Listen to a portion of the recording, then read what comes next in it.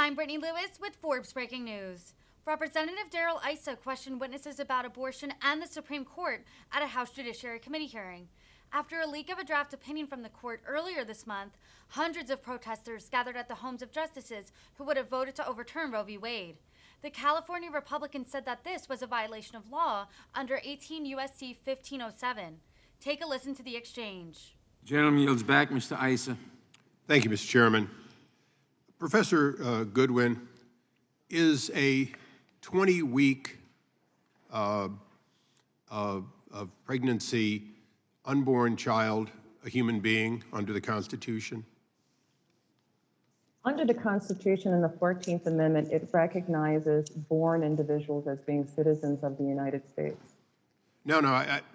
Okay, born. So is it your testimony that constitutionally, prior to the term born being exercised, the unborn have no rights and they are not human beings?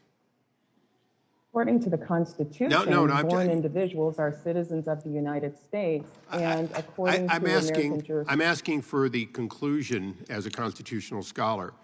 The unborn, prior to their delivery, are not persons under the Constitution.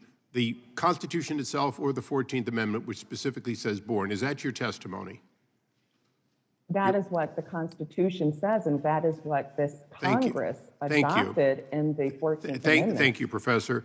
Ms. Foster, in your opinion, is a child sucking its thumb, knowing if it's left or right-handed, able to feel pain, but not yet delivered from the mother, does that child, to you, represent a human being?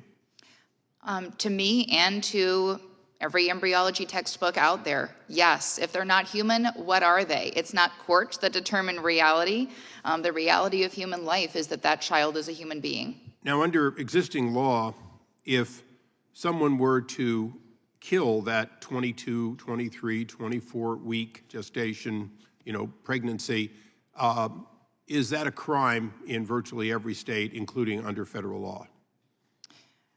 In virtually every state, thanks to Roe v. Wade and Planned Parenthood v. Casey, abortion can be... No, I said if let's say the father of a child kills that child, in other words, not the mother decision, if an outsider kills the unborn, is it a crime, not just battery, but a crime in federal law in most states? Yes, that's a crime in virtually every state. Okay, so notwithstanding the Constitution, if you kill the unborn, you've killed a human being under state law, even though abortion is legal.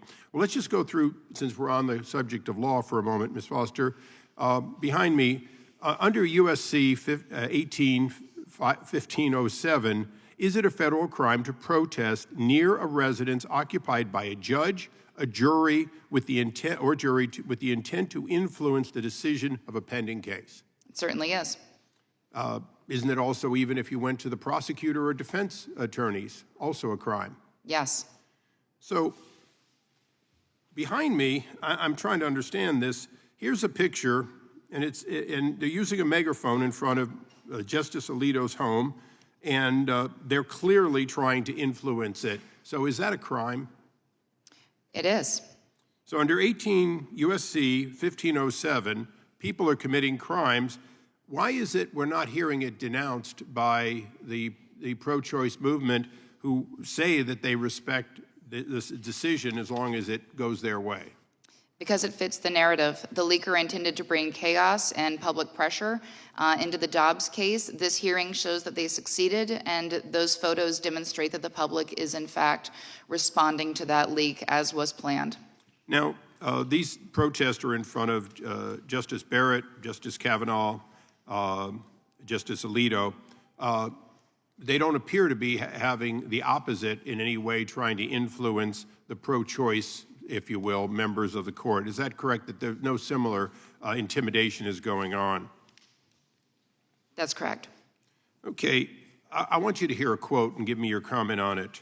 When someone says, "I think it is reprehensible, stay away from homes and families of elected officials and members of the court. You can express yourself, exercise your First Amendment rights, but to go after them in their homes, to do anything of a threatening nature, certainly anything violent, is absolutely reprehensible. Would you agree with that? I certainly would. Senator Dick Durbin agrees with it, but he's been one of the lone voices willing to denounce it. I have not heard it denounced even by one member on this dais on the other side of the aisle.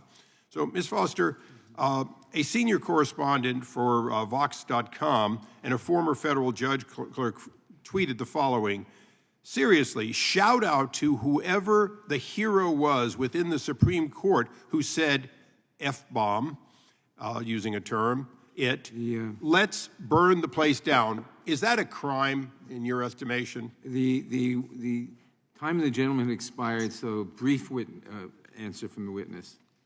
Absolutely. Thank you, Mr. Chairman. Yield back. The gentleman yields back.